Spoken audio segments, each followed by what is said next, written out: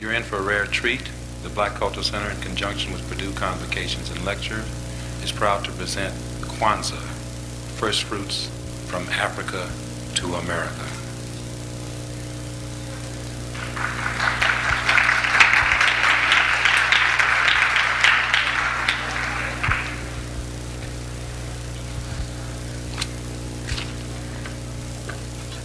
My great-great-grandfather told me my grandfather, who told me this story that I'm going to tell you. There was a young man named Adale, son of a chief, who was nearing the age of the rites of passage. He knew the ceremony, he had to, for every male must go through it, and he had witnessed his brother's ceremony. He had talked among those he had gone through it with him, and they were all prepared to go through it. It was going to be a whole week. And this week was to be used to train their bodies. They used them to train their bodies, to train the body to ignore pain. So they swam until their muscles cramped, and they swam and swam and swam. They ran through the briar patch, and they suffered each cut separately. Oh, they cut their faces and marked them and poured white powder into the burns. Each cut was made with a small knife and packed with ceremonial powder. They also knew that to cry was just out of the question, for it showed a sign of weakness. It showed that they would be unfit to join the village of men. As was traditional, everything was under the watchful eye of a papa, that old sage. His job was to train these young men, train them to be men. And now the day had come. The day had come. The sun was shining on the hard, baked clay. The men were encircled by the ceremonial block in their traditional dress. Each had his mask on. Ayodele walked into the circle to the chants of the men and answered in response to their call. He watched the priest, the chief priest that was, as the sun flashed on the knife that was in his hand. He walked forward,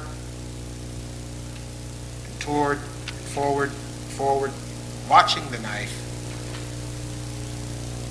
remembering that he had to be strong. He could show no pain.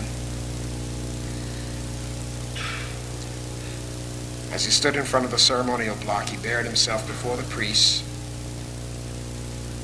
He closed his eyes and rapidly chewed rapidly the pain-killing leaves. Suddenly there was a blind flash of pain.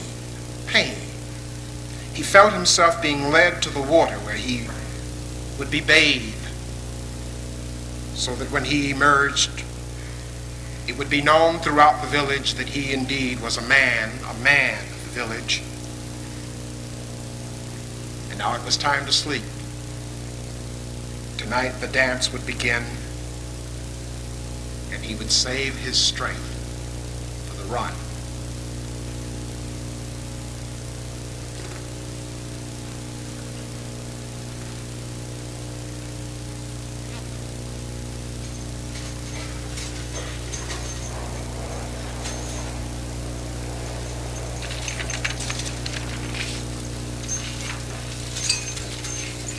Hey!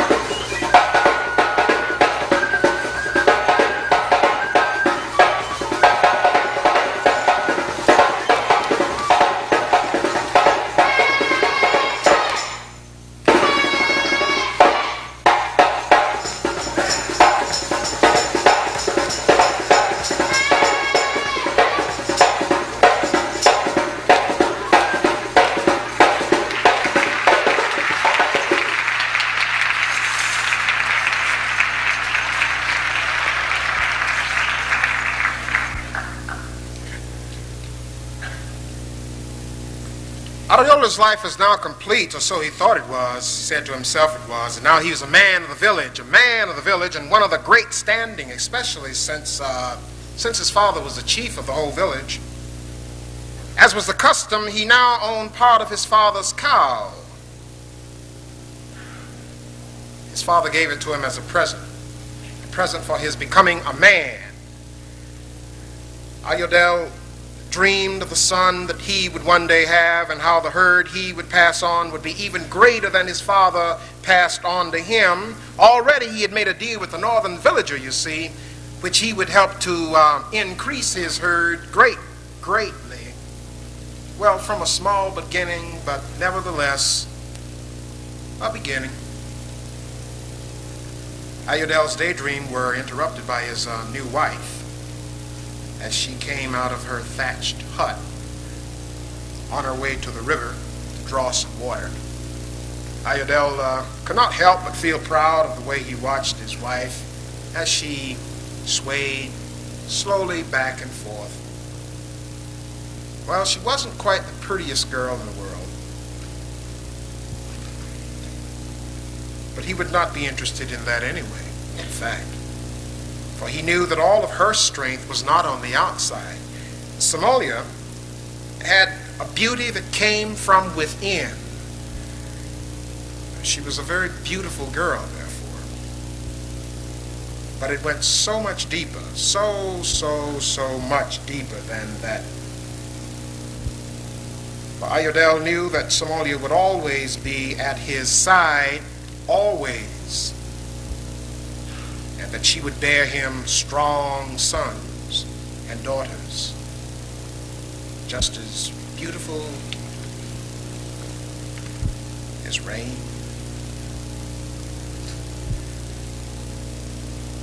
But now was not the time for daydreaming, my God. There was much to be done for the days ahead: the tending of the crops, the making them ready for the harvest, the preparation of the dance that would follow in the next few days, and the grooming of the bulls for the big upcoming trade.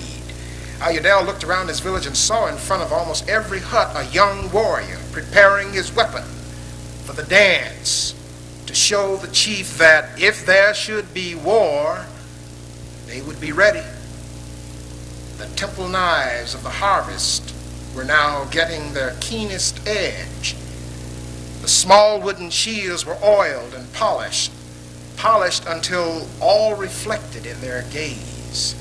The spears were balanced and rewrapped with their new cord. But then there would still be in the morning games, right up to the day of the dance that would help to put the body in shape. The body, just as the weapons were. Ayodele absent-mindedly felt the blade of the knife, the sharpness of it reminding him that he should have done that. As if on cue, his wife came up and gave him a drink of water that she brought back. Then she quietly slipped into their hut, leaving him at his work. Ayodele smiled and stuck out his chest a little more. Not only was he the prince in his own right, you see, but he had a queen, a strong queen, to stand beside him. And there could be nothing better to have a queen standing beside you when you're preparing for war. If your woman does not stand behind you and lend her weight to yours, then the battle is half lost, because you only fight for yourself. And that is very hollow.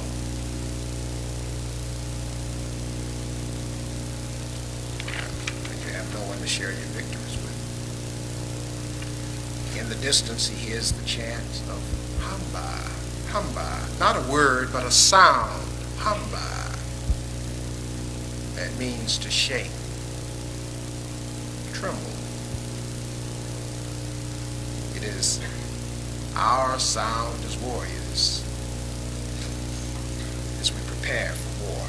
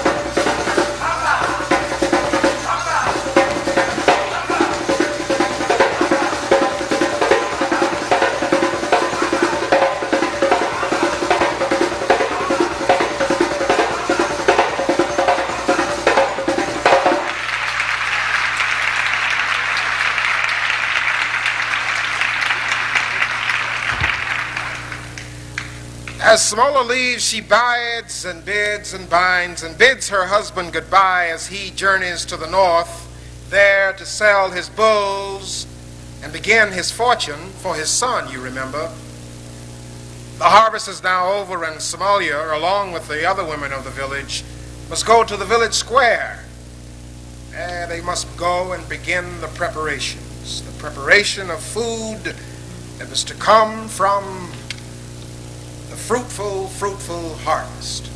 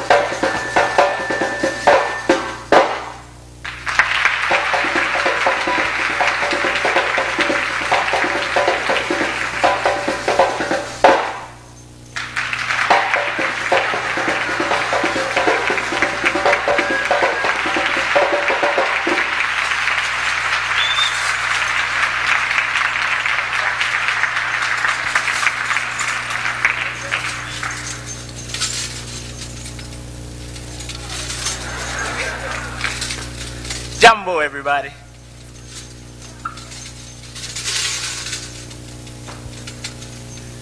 Jambo is a Swahili word and it means greetings. It's always a pleasure to be here amidst all the many great minds that are here, striving to do something very meaningful in life. Seeing that we're celebrating Kwanzaa, which is not an alternative to Christmas, but it is an affirmative to the fact that we do have something that we celebrate and deal with in regards to the first fruits. So tonight, let us share our energies. At this time, I'd like for you all to help me. And as you all know, there's nothing better than skin on skin. So let us put our hands together. Now I want you to remember two things. The first, the rhythm that I give you, which will be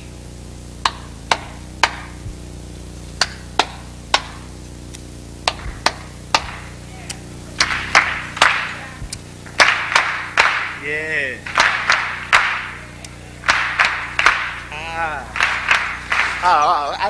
I shake. Almost forgot about the second thing. Now, the second thing, there's going to be a cutoff. No counting. Feel me? The cutoff is going to be, I'm going to play it, but I'm going to say it now. Cutoff will be gang, gang, gang, gang, gang. That last note is when I want you to stop. Now, after you stop, some people count it like 4. They say, gang, gang, gang, gang. 1, 2, 3, 4. Back into the rhythm. So let us try that right quick to make sure that we have it.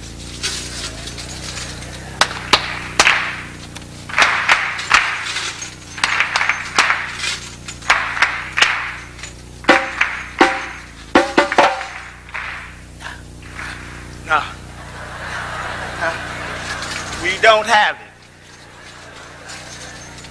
Now we're going to get it this time. Now watch me. I'm going to sing the cutoff while I'm playing. I hope. Gang, gang, gang, gang, gang. All right. One more time.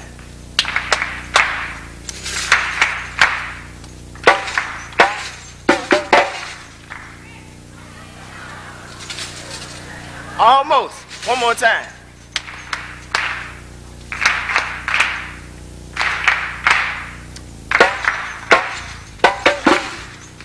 That's better. Now, I want you to. It's gonna come, but you have to listen. After that, we go teach people who want to learn the art of drumming. Method of being able to hear. The dancers have to hear the rhythm. They have to hear where the notes are, where the breaks are in order to move with it. So this is very important and very serious. We do have fun. So let us go into the rhythm and I'll show you what I'll have.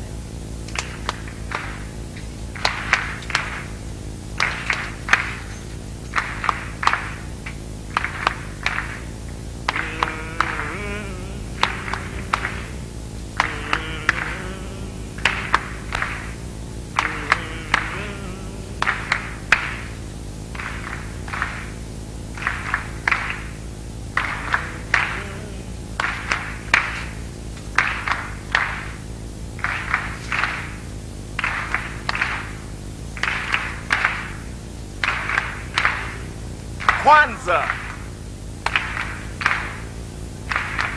being the first bits of energy that we share together, bringing on the new year. Let us take this time to recommit ourselves to the struggle that is happening all over the globe.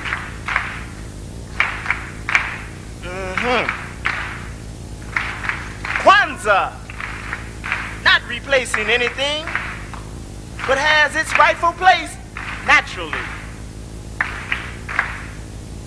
Kwanzaa.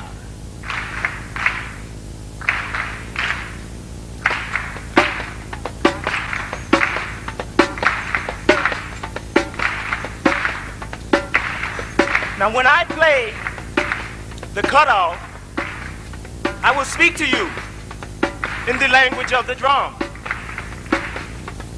So when you cut off, continue to listen.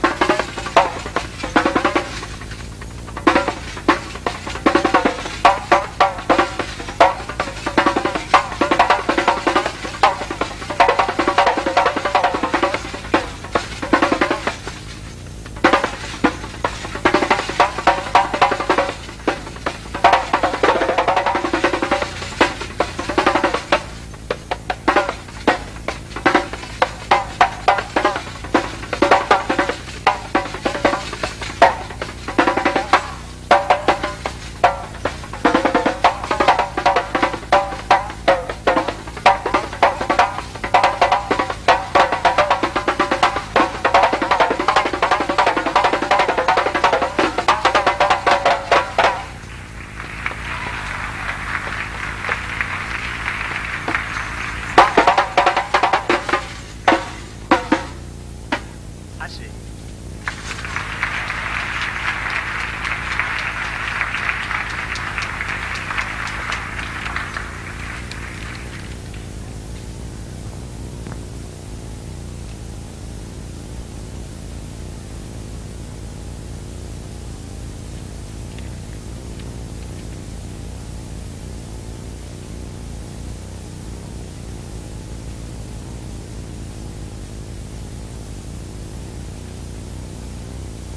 Adayar had to take the bulls, the herd of bulls, to the market. So early one morning when the market was open, the cow gets all of his bulls together and he takes them, he walks them, he goes to the market. 5 miles away, when he reaches the deepest part of the jungle, he hears what becomes aware of a strange and unusual sound.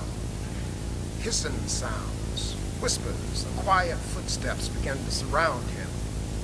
He looks up at the sun, and before he knows what's happening, some people pounce upon him. They pounce upon him, and although he attempts to fight them off, and really fight them off, he is overpowered. They repeatedly hit him on the head, and he soon collapses and lapses into unconsciousness. Upon awaking, Ariel finds himself bound and gagged at the bottom of a ship, swaying, destination unknown. And after what seems to have been weeks, the ship's movement finally ceases. Within minutes, 2 strongly built men come down and they bring him up. What Ariel sees when he's brought to the deck of the ship is what is, well, this most magnificently beautiful sight. Green landscape. The most beautiful sight he'd ever seen. Tall palm and fruit trees, as well as glimmering white sand, beaches. All this startles him because he is unaccustomed. It startles his unaccustomed mind. He stares in awe at the island, in awe at this island's unimaginable beauty. He is brought to the West Indies as a captive, and he is the captive of the great black Emperor Halusi.